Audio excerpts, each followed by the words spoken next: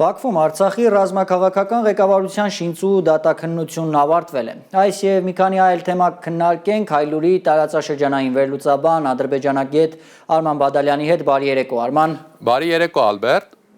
Արման, դատարանն արդեն անցել է խորհրդակցական սենյակ վճիռներ կայացնելու։ Արդյոք հայտնի է թե երբ կհրապարակվեն որոշումները։ Դատական վճիռների հայտնելու մասին վերջնական օրը դեռ հստակ չէ, սակայն ենթադրվում է, որ դատավճիռից մինչև վճիռի հրապարակման օր Բաքուն կփորձի ժամանակ ձգձգել։ Ընդհանրապես ենթադրվում է նաև, որ Ալիևը ինքը վաղուց արդեն կայացրել է որոշումները, սակայն սպասում է Բաքվի համար աշխարհաքաղաքական առավել հարմար պահի, որպեսզի դրանք հրապարակվեն։ Մի խոսքով կարելի է եզրակացնել, որ Արցախի ռազմաքաղաքական ղեկավարության որոշումները մինչև վերջին պահը Ալիևը օգտագործելու է որպես հաղթաթուղթ իր ձեռքին։ Արման, անդրադառնալով բուն դատավարությանը, ինչ ես կարծում, Ադրբեջանի իշխանությունը հասավ իր նպատակին ցույց տալ, թե Արցախի ղեկավարները զղջում են իրենց, այսպես ասած, հանցավոր անցյալի համար։ Կարծում եմ ոչ, Ալբերտ, անգամ պետական տոտալ վերահսկողության տակ գտնվող ադրբեջանական մամուլից ստացված ժլատ տեղեկություններից կարող ենք ենթադրել, որ Ադրբեջանի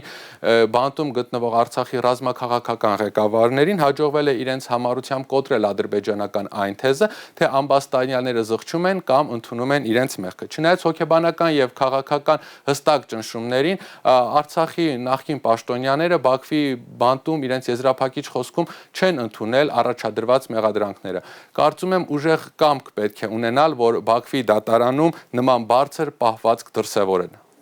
Արման, շաբաթվա լրահոսում նաև Ալիևի աղմկոտ բացակայություններ Սանկտ Պետերբուրգում կայացած ԱՊՀ ոչ պաշտոնական գագաթնաժողովից։ Նա Ռուսաստան չմեկնելը բացատրել էր խիստ գրաֆիկով։ Մինչդեռ կուլիսներում քննարկվում է Ռուսաստան-Ադրբեջան հարաբերությունների լարվածության վարկածը։ Չնայած տպավորություն էր, թե այդ հարաբերությունները մտնում են կայունացման փուլ։ Ի վերջո, ըստ քեզ, Մոսկվա-Բաքու ջերմացում է նկատվում, թե հակառակը։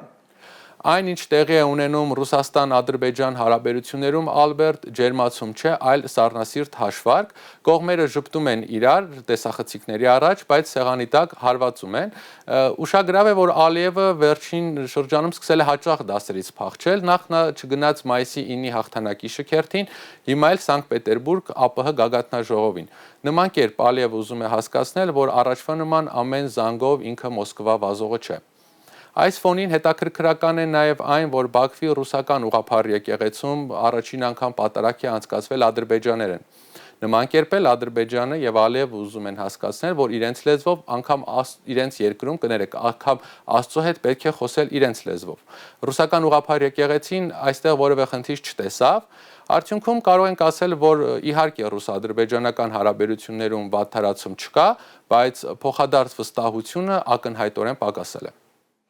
Արման, Իրանի շուրջ նոր լարվածության մասին։ Արևմտյան մամուլում տեղեկություններ հայտնվեցին, թե Իրանը վերազինվում է, թարմացնելով իր բալիստիկ հրթիռները։ Ըստ շրջանառվող տեղեկությունների, Իսրայելի վարչապետ Բենյամին Նեթանյահուն Թրամփի հետ առաջիկա հանդիպմանը առաջարկելու է կրկնել ամառվա հարվածները Իրանին։ Այս ֆոնին արդյոք հավանական է տարածաշրջանում նոր էսկալացիան։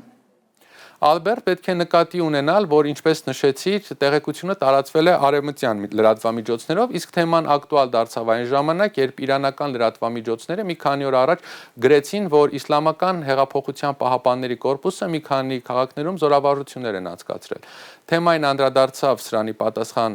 Իսրայելի վարչապետ Նեթանյահուն եւ ասաց, որ Իսրայելի նկատմամբ ցանկացած հարձակում կստանա պատասխան արձագանք։ Սրան էլ պատասխանեց Իրանի արտգործնախարար Արաղչին, նշելով, որ չի բացառում Իրանի դեմ նոր